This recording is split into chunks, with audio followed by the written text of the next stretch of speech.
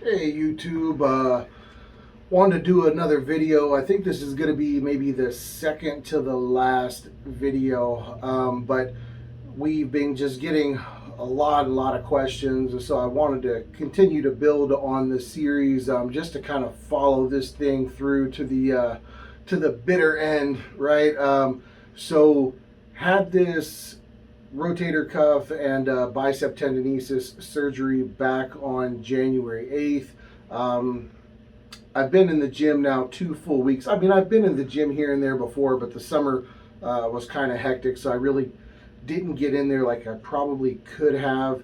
So I wanted to do this update because, while my strength is coming back in everything, really my bench is still kind of suffering as far as being on a straight rigid bar, but if I go to the dumbbells, it's night and day difference, right?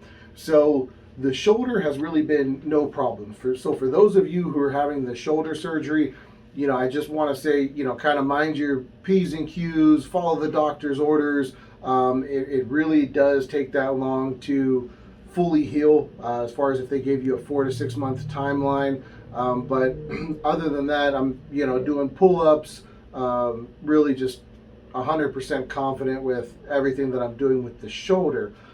The bicep tendinosis, though, when they cut that and reattached it, I have found myself trying to kind of massage that out more and more. There is, I don't know if it's a little bit of scar tissue or just maybe because I'm a bigger guy, there's just not a lot of room up in that area. So, you could probably see where the scar is, where they went in up here, and that is where you'll have some of that tightness is over here. Really, there's no deformity due to that, but the deformity in this bicep is from a distal bicep rupture that I had about 7 years ago. And even that was just because it took so long for them to do surgery that just everything had retracted so far up. So, I mean, that in comparison to my healthy bicep, it's night and day. It is what it is. As far as any atrophy that happened or loss of muscle size, really it was minimal, guys.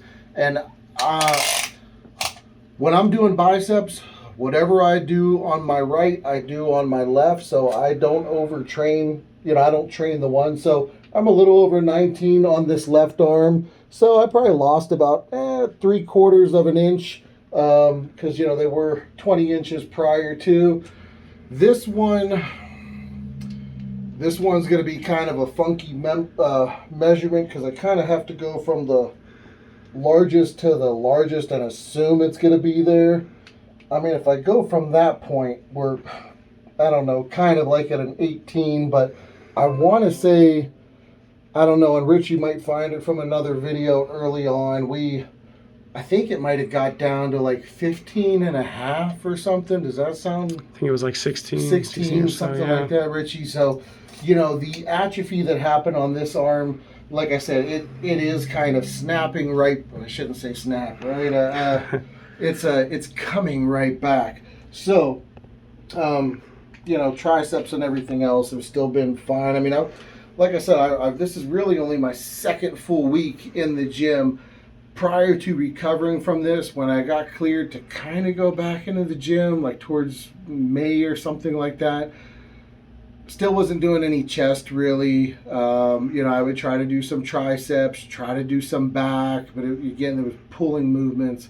So it was just minimal. I was just going in there and I was setting limits to myself. So I think this is, if you're any kind of a gym rat or if you have an active life, I would tell you this is what to expect, at least from my personal experience. So the atrophy, not a major factor if you're going to work out. The pain, really nothing at all, at this point in the game. Even early on, if you look at the other videos, you'll see that dissipated fairly quickly. Just some of the discomfort, and I don't know, you get these little twinges where they reconnected that bicep. And again, it was a bicep tendinosis. the long head of the bicep, it hadn't ruptured, it wasn't torn, it was frayed, and they just decided while they were in there fixing the shoulder, let's go ahead and cut this and reattach it so that, you know, I wasn't back in another few months for having torn that. I was just inevitable that it was going to tear. So they decided to be proactive about it, cut it, reattached it, and that's the only thing that kind of gets in the way a little bit when I bench. But again, you know, I probably have been slacking off on a lot of my stretches and, you know, trying to keep that area opened. And now I'm just more aware of it, so I'll kind of go back into doing that and massaging it. And I think that's what the last video will be about, is now that I'm back in the gym full time, just letting you guys know how that goes. I'll probably give it about another 30 days or so, you know, now that I'm kind of hit it at 100%, and let you know how recovery is. Maybe we'll come in and do some other measurements at that point. Again, this is all natural.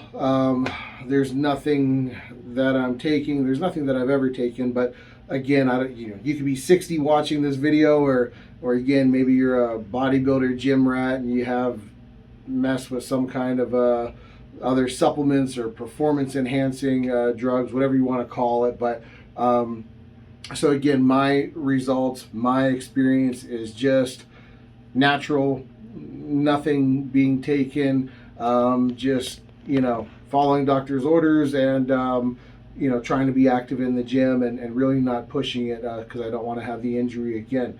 But again, keep coming with your comments, questions, guys. Everybody sees I pretty much get back to you right away.